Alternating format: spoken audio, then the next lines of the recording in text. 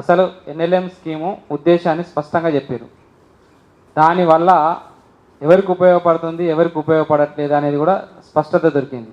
ఇది ఎందుకోసం చేస్తున్నాం, ఇది ఎవరికి ఉపయోగపడుతుంది, మరి ఇన్ని కోట్లు పెట్టి ఎవరిని ఉద్ధరిస్తున్నారు అనేది శ్రీహర్ అన్న కూడా స్పష్టంగా చెప్పడం జరిగింది.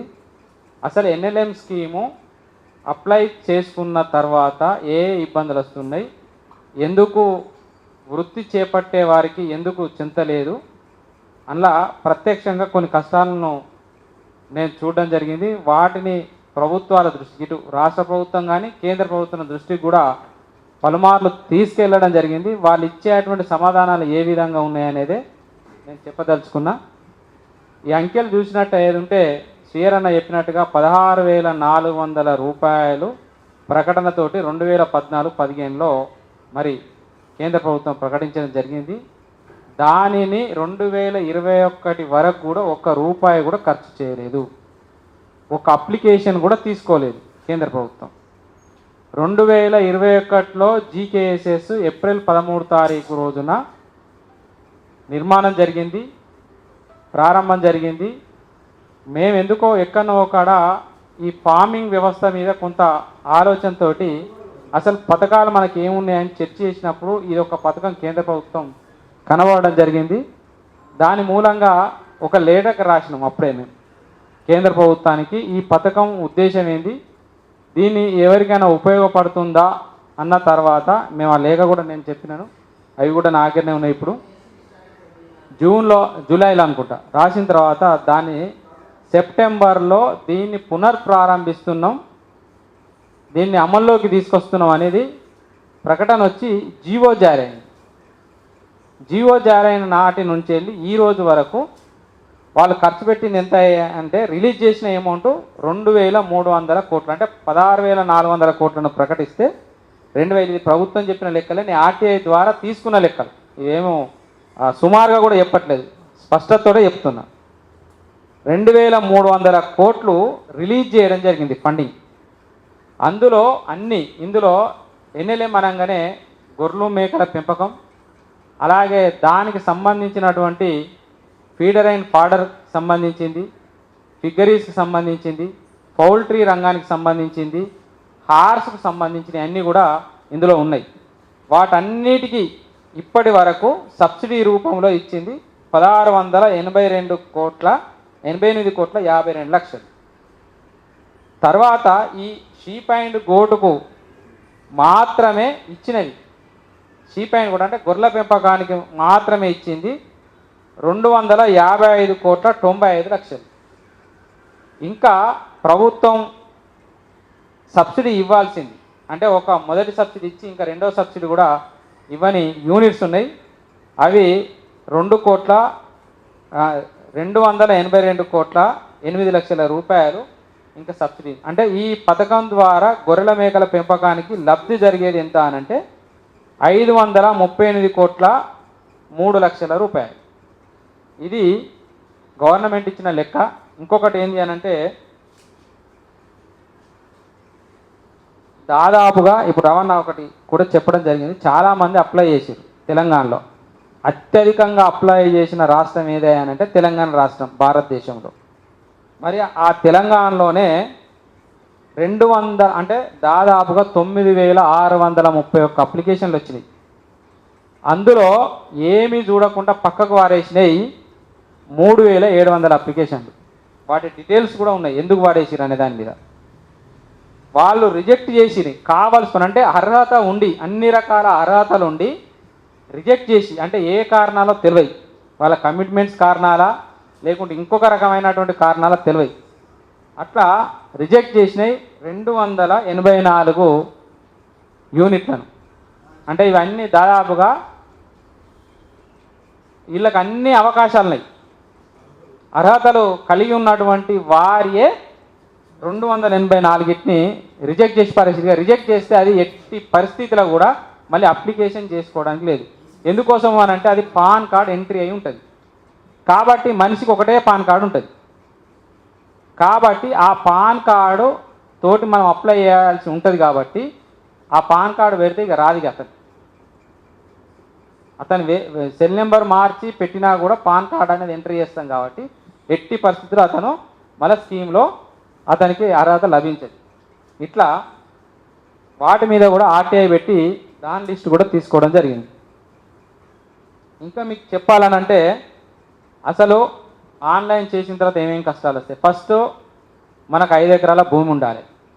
5 ఎకరాల భూమి ఉన్న తర్వాత బ్యాంక్ కాన్సెంట్ ఉండాలి. కాన్సెంట్ వచ్చిన తర్వాత మనం అప్లై చేసుకోవాలి. అప్లై చేసుకున్న తర్వాత ఆన్లైన్లో అప్లై చేసుకున్న తర్వాత ఇట్లా మనకు మొదటి టిక్ పడుతుంది అప్లై కాగానే. దాన్ని జేడీ ఏం చేస్తాడు, నేను అప్లై చేసుకున్నాను అని చెప్పేసి జేడీకి పోయి ఒక మాన్యువల్ సంబంధించినటువంటి సబ్మిషన్ చేయడం జరుగుతుంది. సబ్మిషన్ చేయగానే ఆయన ఈ ఆన్లైన్లో పెట్టిన కాగితాలు అతనికి ఇచ్చిన కాగితాలు సేమ్గా ఉన్నాయా లేదా అనేది వెరిఫై చేసుకుంటాడు. డాక్యుమెంటేషన్ వెరిఫికేషన్ అది రెండవ టిక్గా ఈ ఆన్లైన్లో వాడడం జరుగుతుంది.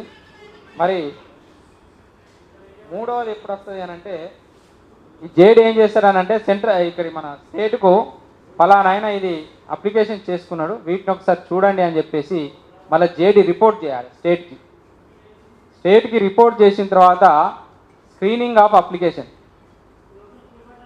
ఆఫ్ ఎస్ఐ అంటే స్టేట్ ఇన్ఫర్మేషన్ ఏజెన్సీ వాళ్ళు దీన్ని మళ్ళీ వెరిఫై చేస్తారు. ప్రతి సర్టిఫికెట్ను అతనికి ల్యాండ్ ఎంత ఉన్నది, కరెక్ట్గా పెట్టిండా లేదా అన్ని క్షుణ్ణంగా పరిశీలన చేసి వాటిని ఇతను ఏదైతే బ్యాంకులో పెట్టుకుంటాడో ఆ బ్యాంకుకు ఇతనికి మీరు లోన్ శాంక్షన్ చేస్తే బీజీ ఇస్తే అంటే లోన్ శాంక్షన్ చేస్తే మేము సబ్సిడీకి అప్లై చేస్తాము, మీరు ఇతనికి లోన్ ఇవ్వగలుగుతారా, కాన్సెంట్ ఇచ్చారు కానీ మీరు శాంక్షన్ చేయగలుగుతారా అని ఒక లేఖ బ్యాంకులకు రాయడం జరుగుతుంది. ఎక్కడి నుంచి వెళ్ళి ఇక్కడ నుంచి వెళ్ళి మన స్టేట్ ఏజెన్సీ నుంచి వెళ్ళి అది బ్యాంక్కి వెళ్ళడం జరుగుతుంది. బ్యాంకుకి వెళ్ళిన తర్వాత బ్యాంకు దాదాపుగా 133 అంశాలతోటి ఒక ఫామ్ ఇస్తాడు. 133 అంశాలు అని అంటే అతనికి లీగల్ ఒపీనియను ఇలా చాలా రకాలైనటువంటివి ఉన్నాయి. అవి పోను అన్నీ చేసుకున్న తర్వాత కూడా ఏం అడుగుతున్నాడు అని అంటే నువ్వు షెడ్ కట్టేదానికి డిటిసిపి అప్రూవల్ ఉందా, ఇది మేజర్. ఇది ఈ పథకం గ్రామీణ ప్రాంతానికి సంబంధించిన పథకం. ఒక కార్యదర్శి పర్మిషన్ ఇస్తే ఇల్లు కట్టుకుంటారు గ్రామాలల్లో. ఈ షెడ్డుకు డిటిసిపి అప్రూవల్ ఏందో మాకైతే అర్థం కాలేదు. అది ఒక నగరాలలో పట్టణాలలో ఒక బహుళ అంతస్తులకు పర్మిషన్ ఇచ్చేటువంటి సంస్థ. మరి ఆ సంస్థ ఈ షెడ్డుకు పర్మిషన్ ఇచ్చుడేందో పూర్తి అర్థం కాండి. మళ్ళా మేము కొన్నిటికాడ కొట్లాడినాం. సరే వాళ్ళు వృత్తిదారులైనా ఏదైనా కానీ మేము గొర్రెలు పెంచుకుంటున్నాం గత 10-15 సంవత్సరాల నుంచి వెళ్ళి 8 సంవత్సరాల నుంచి వెళ్ళి పెంచుకుంటాం అంటే వాళ్ళ కోసం నేను కొంత ప్రయత్నం చేయడం జరిగింది. వాళ్ళకు ఒక్కొక్కరికి నాకు ఆధారాలు ఉన్నాయి. డిటిసిపి వేసిన ట్యాక్స్ ఎంత అనంటే 9 లక్షల నుంచి వెళ్ళి 13.5 లక్షల వరకు ట్యాక్స్ వేస్తుంది. మేము శ్రీధర్ బాబు మా పెద్దపల్లి కాబట్టి మాకు అక్కడ మినిస్టర్ శ్రీధర్ బాబు ఉంటే ఆయన దృష్టికి తీసుకెళ్ళాం. ఇది ఏంటి సార్, ఇది గ్రామీణ ప్రాంతానికి సంబంధించిందా లేకుంటే ఇది పట్టణ ప్రాంతానికి సంబంధించినటువంటి ఫార్మింగ్లు పెట్టుకోవడమా లేకుంటే ఇది ఏ రకంగా ఇంత పర్మిషన్ పెట్టి కడితే వచ్చేటువంటి సబ్సిడీ ఎంత, వీళ్ళు కట్టుకునేది ఎంత, ఇంకా షెడ్డుకు అయ్యేటువంటి ఖర్చులు ఎంత అని చెప్పేసి అంటే అప్పుడు ఒక స్టేట్ గవర్నమెంట్ జీవో తీసింది. దాని విలువ ఎంత అనంటే 1,96,000 నుంచి 1,20,000 మధ్యలో వస్తుంది. అంటే అక్కడ ఉన్నటువంటి ఆ షెడ్డు పరిమాణాన్ని బట్టి నిర్మాణాన్ని బట్టి 96,000 తక్కువగా రాలేదు ఇప్పటి వరకు, 1,20,000 మించి ట్యాక్స్ పడలేదు. అట్లా ఈ డిటిసిపి ఇవన్నీ కొట్లాడి తీసుకున్న వరకు అతనికి సంవత్సరంన్నర పడుతుంది. ఈ భూమిని ఏం చేయాలి, ఇంకా నాలా కన్వర్షన్ చేసుకోవాలి. నాలా కన్వర్షన్ చేసుకున్న తర్వాత ఏమవుతుంది, రైతు బంధు నుంచి ఎగిరిపోతాడు. రైతు బంధు నుంచి వెళ్ళి క్లియర్గా ఎగిరిపోతాడు. ఎగిరిపోయి ఈ బ్యాంక్ కాడికి పోయిన తర్వాత మళ్ళీ ఏం చేస్తాడు, ఈ డిటిసిపి ఇవన్నీ అయిపోయిన తర్వాత నువ్వు ₹1,00,00,000 లోన్ కదా, 2 కోట్లకు సంబంధించిన షూరిటీ ఇంకంటాడు. ఈ కొలట్రాలు పెట్టుకోగా కూడా బ్యాంకులు ఏమంటున్నాయి, మళ్ళీ మినిమం నీ 1,00,00,000 మంది మనం పట్టచ్చుకో అని అంటే ఇవి తిరిగి పట్టణాలు పట్టచ్చుకొని పెట్టుకునే వరకు అందులో నాకు తెలిసి 100 మంది అప్లై చేసుకుంటే దాదాపుగా 1-2 తప్పించి దీనికి లబ్ధి పొందడం లేదు. అట్లే ఏం చెప్పదలుచుకున్నానంటే, ఇంత డేంజర్గా నిబంధనలు ఎందుకు పెడుతున్నారు అసలు వీళ్ళు అని వెరిఫై చేసినాం.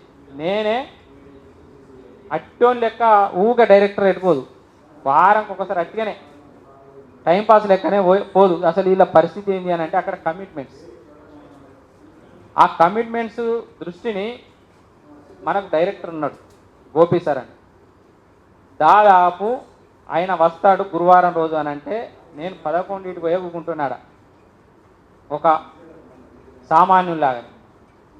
ఇక రాసి మేము సంఘం పేరు రాసి ఆడిస్తే ఆయన సరే ఫైల్స్ వారానికి ఒకసారి వచ్చి ఫైల్స్ చూస్తాడు కాబట్టి సమయం పడుతుంది. లంచ్ పోగా పోదాం సార్ అని దండం పెడదాం, లంచ్కి వేస్తే నేను మళ్ళీ కలుస్తానంట. 3ంటికి మళ్ళీ వచ్చేది. వచ్చిన తర్వాత ఇక ఆయన మీటింగ్ల మీద మీటింగ్ అంటే ఏం మాట్లాడతారో తెలియదు. ఇక ఆయన పోయేటప్పుడు ఆడేవాళ్ళు కూర్చున్నారు వాళ్ళని విలుపు అనేటోడు. ఆయన గేట్ నుంచి వెళ్ళి బయటికి వెళ్తా అంటే మేము ఈ కాగితాలన్నీ పట్టుకుపోయి సార్కి ఇట్లా జరుగుతుంది గిరి అని అంటే ఈ కాగితాలను చూసి ఆ పిఏకో వాళ్ళకో ఇచ్చేసి వెళ్ళేటోడు. అంటే దీని మీద ఏ రకమైనటువంటి శ్రద్ధ ఈ అధికారులకు ఉన్నది? ఒకటి, ఎవరెవరికి వీళ్ళు లబ్ధి చేకూర్చాలని చూస్తున్నారు. ఇలా చూసినట్టే ఏది ఉంటే 98% చేంజ్ ఉన్నత వర్గాలకే ఇది అవుతుంది. ఇప్పటి వరకు ఇలా మన రాష్ట్రంలో వృత్తిపరంగా అంటే ఇప్పుడు రవాణా చెప్పిండు, జెన్యూన్గా వృత్తిపరంగా అప్లై చేసుకున్న పేర్లు తీస్తే 1.64% ఉన్నది. ఇలా అంటే 2% కూడా వృత్తి చేసుకునేటోళ్లకు లబ్ధి జరుగుతలేదు.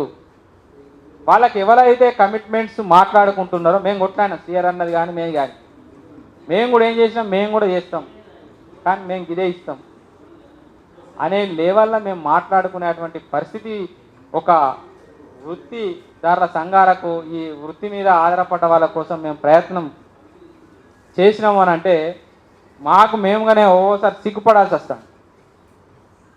అట్లా రాష్ట్ర ప్రభుత్వం దృష్టికి ఇక మంత్రి గారు కొత్తగా అయ్యారు. మేము మంత్రి గారిని కూడా దాదాపుగా 7-8 సార్లు నేను ఛాంబర్కి వెళ్ళాను. ఒకసారి ఛాంబర్లో ఉండే ఇక ఓఎస్డి గారిని పర్మిషన్ అడిగి ఒక్కసారికి వినతి పత్రం ఇస్తాము, ఇందులో అవకాశం కల్పించండి అని చెప్పేసి ఒక మంచి బుక్లెటే తీసుకెళ్ళి ఆయన దగ్గరికి తీసుకెళ్తే సరే మళ్ళీ ఏదో మీటింగ్ సీఎం గారు ఉన్నదని స్పాట్లో వెళ్ళిపోయారు. ఇప్పటికీ 4-5 సార్లు సెక్రటరీకి వెళ్ళి మాకు మినిస్టర్ గారిది అపాయింట్మెంట్ ఇప్పించండి.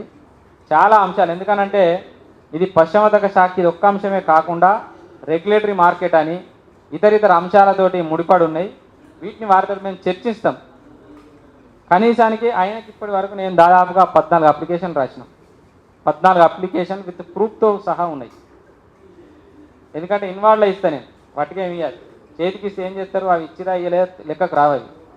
కాబట్టి ఇన్వార్డ్ ప్రకారంగా ఆర్టీఐలు అడిగిన ప్రకారంగా పిఎస్ కానీ ప్రిన్సిపల్ సెక్రటరీ గారికి కానీ వారికి కానీ అందించడం జరిగింది. ఇక తర్వాత ఇక్కడ మనం ఎక్కడ అయిపోయినా ఇక్కడ ఇది బ్యాంకులు అయిపోయింది. బ్యాంకులో ఎంత పడుతుంది, 1.5 నుంచి 2 సంవత్సరాలు. ఇది నేను గత 4 సంవత్సరాల నుంచి వెళ్ళి తీసిన లెక్క. ఇది ఈరోజు ఒక్కరోజు తీసిన లెక్క కాదు. నేను కొన్ని ప్రాజెక్టులు ఎంబడి పడ్డా. మా జిల్లాలో ఉన్నటువంటి కొందరు ఫామ్స్ మీద వాళ్ళు పెడితే 2021లో అప్లికేషన్, ఇది 2000 మీద అప్లికేషన్ కూడా 2021. ఇవాళ ఎంత 2026. మొన్న పోయినాయి సెంట్రల్కు. అంటే 5 సంవత్సరాలకు వాళ్ళకి పోయినాయి. అంటే కొట్లాడంగా, లేకుండా కొట్లాడకపోతే వాళ్ళది ఎప్పుడో వెనుకకు పోయేది. అట్లా ఈ బ్యాంకుది శాంక్షన్ లెటర్ వచ్చిన తర్వాత మళ్ళీ ఏం చేస్తారు, దీన్ని స్టేట్ మీటింగ్ SLEC అంటాం దాన్ని, స్టేట్ లెవెల్ ఎగ్జిక్యూటివ్ కమిటీ అని ఉంటుంది. అందులో ఈ మొత్తము ఈ శాంక్షన్ లెటరు ఇవి కరెక్టేనా, బ్యాంకు కరెక్టేనా అని మళ్ళీ ఈ మీటింగ్లో చర్చిస్తారు. ఇక్కడికి ఒక 100 అప్లికేషన్లు ఇటువంటివి వస్తే అందులో 10 నుంచి వెళ్ళి 15-20 పంపించేటోళ్ళు. అది కూడా వీళ్ళకి ఎవరైతే అనుకూలంగా మాట్లాడుకున్నారో లేకుంటే బ్యాంకులతో వీళ్ళకి రిలేషన్స్ ఉన్నాయో వాళ్ళకి మాత్రమే మళ్ళీ ఎక్కడికి పోయేది, CEC సెంట్రల్కి పోయేది. ఇక్కడ ఇది ఎవరు పంపించారు, వాళ్ళు ప్రిన్సిపల్ సెక్రటరీ, డైరెక్టరు, వీళ్ళు పంపించాలి ఇక్కడి నుంచి లిస్టు. పంపించిన తర్వాత లాస్ట్ది డిస్బర్స్డ్ అంటే సబ్సిడీ. సిడ్బీ బ్యాంకు సబ్సిడీకి లెటర్ పంపిస్తుంది బ్యాంక్కి. ఇది ఫైనల్. ఈ ఫైనల్ వచ్చిన తర్వాత ఫస్ట్ ఇంతకుముందుకేమో ఫస్ట్ సబ్సిడీ 50% ఉండేది. అంటే 1 కోటి రూపాయలలో 50 లక్షలు సబ్సిడీ ఇస్తే మొదటి విడత సబ్సిడీ 25 లక్షలు రావడానికి ఈ అంత ప్రాసెస్. ఇక రెండో సబ్సిడీ రావాలనంటే ఈ ఫస్ట్ సబ్సిడీ రాగానే మళ్ళీ బ్యాంకులు వాళ్ళు ఏం చేస్తారు, లోన్ చక్కగా ఇచ్చిలేదు.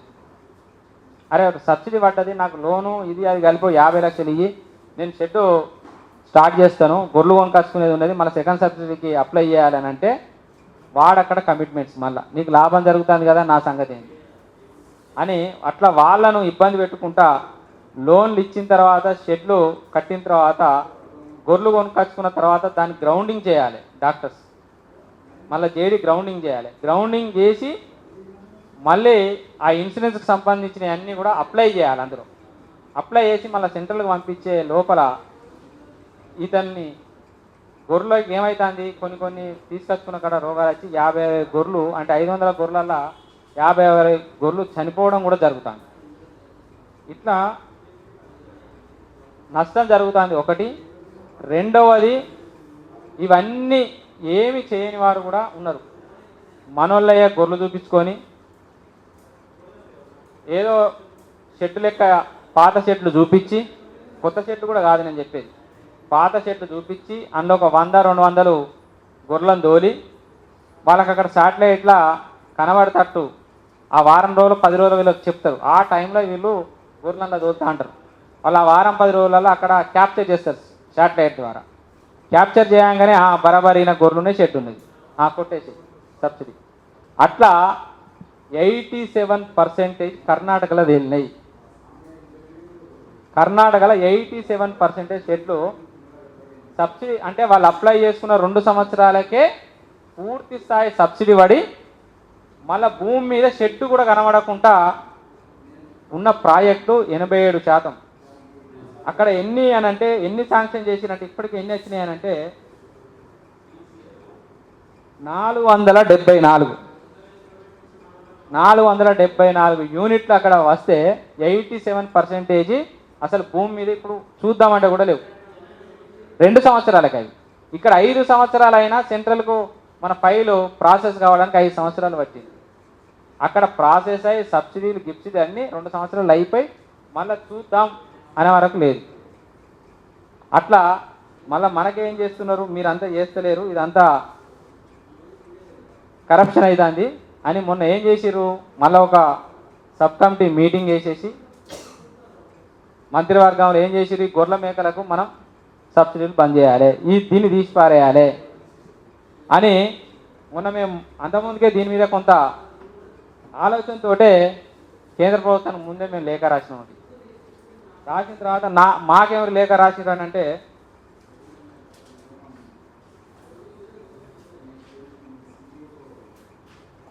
ఇగో ఈ లేఖను ఏం రాసిండు, 15 ఏప్రిల్ రోజే మేము దీన్ని క్లోజ్ చేసినాం, నీ ఇష్యూను ఆల్రెడీ క్లోజ్ అయిపోయింది, దీని మీద నువ్వు చర్చించడానికి ఏం లేదుగా, నువ్వు కంప్లైంట్ చేయడానికి కూడా ఏం లేదు అని చెప్పేసి ఓ లేఖ మాకు మెయిల్లో పంపించేసి అర్థం చేసి పారేసింది. ఇప్పటికి కూడా పిఎం ఆఫీస్కు మళ్ళీ కంప్లైంట్ చేసినాం. మాకు అది సాల్వ్ కాలే. ఎందుకు సాల్వ్ కాలే అంటే బ్యాంకుకు ప్రాసెస్లో ఆగినవి చాలా వరకు ఉన్నాయి. ఇంకా 152 తెలంగాణలోనే ఉన్నాయి బ్యాంక్ దగ్గర ఆగినాయి. బ్యాంక్ దగ్గర ఆగిన వాటికి అయినా కానీ మీరు శాంక్షన్ ఇవ్వండి, మీరు ఏదైతే సబ్సిడీలు ఇవ్వండి. ఎందుకనంటే వాళ్ళు షెడ్ నిర్మాణం చేసుకున్నారు, నాలాకు పర్మిషన్ ట్యాక్సెస్ కట్టుకున్నారు, ప్లస్ డిటిసిపి అప్రూవల్ తీసుకొచ్చుకున్నారు. వాళ్ళు అంటే 10 నుంచి వెళ్ళి 15 లక్షల రూపాయలు ఈ ప్రాజెక్ట్లో ఖర్చు పెట్టుకోవడం జరిగింది.